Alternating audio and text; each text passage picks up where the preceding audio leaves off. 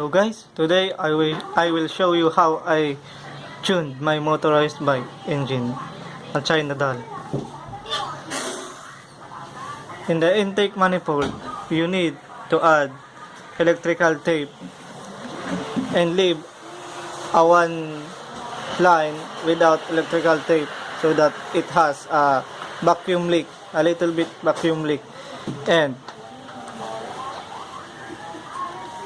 on the needle,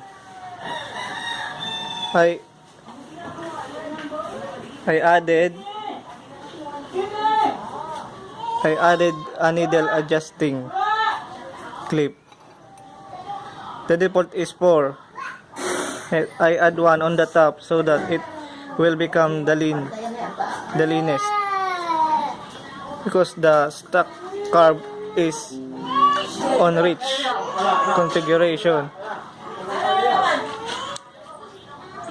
just like I did. And to the end cap of exhaust pipe, I remove the pipe tubing and enlarge a little bit hole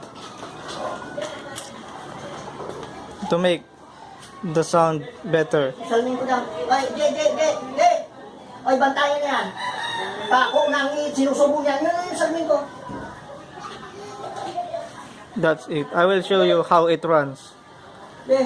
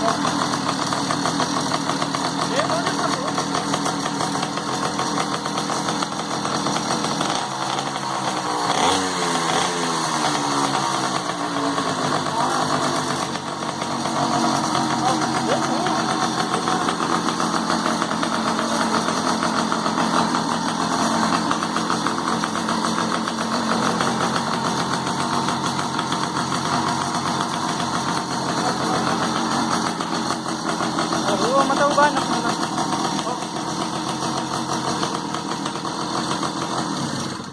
Sige. Duman ka, bibihan ko sa arog kanina sa likod. Kung paano mo kickstart. Yan. Di-healing ang kickstart. Di-healing. Parang kanina para healing, di ko man healing. Duman ka sa video.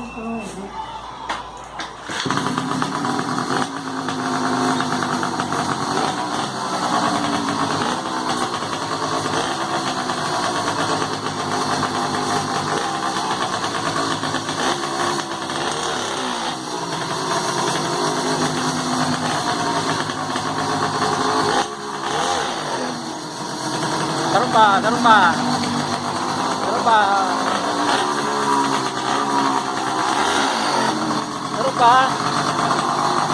Ulit.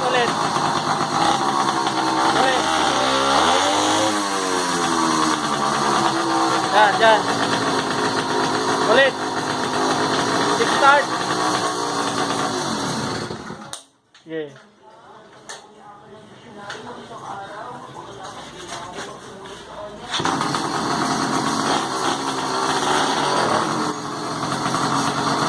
Ganun pa.